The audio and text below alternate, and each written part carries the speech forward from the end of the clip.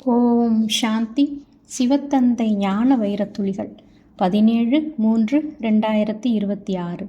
இனிமையான குழந்தைகளே, நீங்கள் உண்மையிலும் உண்மையான சத்தியமான தந்தையிடமிருந்து சத்தியமான கதையை கேட்டு நரனிலிருந்து நாராயணராக ஆகிறீர்கள். உங்களுக்கு 21 பிறவிகளுக்கு எல்லையில்லாத தந்தையிடமிருந்து ஆஸ்தி கிடைத்து விடுகிறது. தந்தையின் கட்டளையாவது தேகத்தின் அனைத்து சம்பந்தங்களையும் மறந்து தந்தையை மற்றும் ராஜ்யத்தை நினைவு செய்யுங்கள். இதுவே சத்கதிக்கான சத்குருவின் ஸ்ரீமத் ஆகும். யார் இந்த ஸ்ரீமத்தை பாலனை செய்கிறார்களோ, ஆத்ம உணர்வுடையவர்களாக ஆகிறார்களோ, அவர்களே தங்க புத்தி உடையவர்களாக ஆகிறார்கள். இது கலியுக உலகமாகும். எல்லோரும் இருளில் இருக்கிறார்கள்.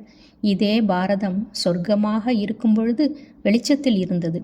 பாரதம் பழமையானதாக, தூய்மையானதாக, அதிக செல்வம் நிறைந்து இருந்தது. சொர்க்கத்தினுடைய ராஜராஜேஸ்வராக, ராஜராஜேஸ்வரியாக, லட்சுமி நாராயணராக இருந்தார்கள். கீதை முக்கியமான அனைத்து சாஸ்திரங்களுக்கும் சிரோமணி ஸ்ரீமத். பகவானால் கூறப்பட்ட கீதை. மனிதர்கள் யாருக்குமே சத்கதி செய்ய முடியாது. சத்தியுகத்தில் ஜீவன் முக்தரான தேவி தேவதைகள் இருந்தார்கள். அவர்கள் இந்த ஆஸ்தியை கலியுகத்தின் கடைசியில் அடைந்திருந்தார்கள். சத்தியுக திரேதாயில் இருப்பது ஞானத்தின் பிராப்தி. பாரதத்திற்கு இந்த ஆஸ்தி தந்தையிடமிருந்து சங்கமத்தில்தான் கிடைத்திருந்தது. இப்பொழுது மீண்டும் உங்களுக்கு கிடைத்து கொண்டிருக்கிறது. நான் கல்பகல்பமாக கல்பத்தின் சங்கமத்தில் வருகிறேன் என்று தந்தை கூறுகின்றார். மேலும் அனைவருக்கும் சத்கதி அளிக்கும் வள்ளல் ஆகிறேன். அபலைகள், அகலிகைகள், வேஷ்யர்கள் மற்றும் குருமார்கள் ஆகியோருக்கும் நான் உபகாரம் செய்ய வேண்டியது உள்ளது. கல்பத்தின் ஆயுள் 5000 வருடங்கள் ஆகும். மனிதர்களுடைய வகை ஒன்றுதான். அவர்களுடையதே 84 பிறவிகள் ஆகும். பிறகு நீங்கள் 84 பிறவிகளின்படி இறங்குகிறீர்கள். சதோவிலிருந்து ரஜோ, தமோவில் அவசியம் வர வேண்டும். தேவதைகளாகிய உங்களைப் போல செல்வந்தர்களாக, எவர் ஹாப்பி, எவர் ஹெல்தி, என்றுமே மகிழ்ச்சியாக, ஆரோக்கியமாக வேறு யாருமே ஆவதில்லை. இது எல்லையில்லாத நாடகமாகும். மனிதர்களுக்கு சத்கதி வழங்க முடியாது. அனைவரின் சத்கதி தாதா, பதீதர்களின் பாவன கர்த்தா ஒருவர்.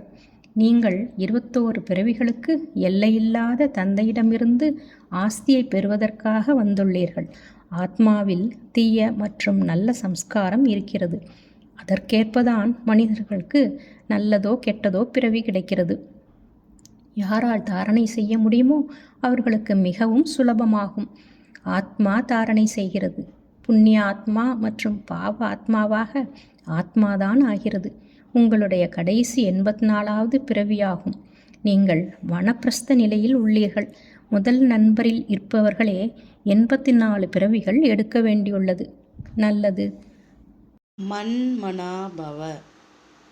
தன்னை ஆத்மா என உணர்ந்து ஆத்மாவின் தந்தையான பரமாத்மாவை அன்போடு நினைவு செய்தால் ஆத்மாவில் இருக்கும் 63 ஜென்மங்களின் பாவ கர்மங்கள் அழிந்து போகின்றன. ஓம் சாந்தி.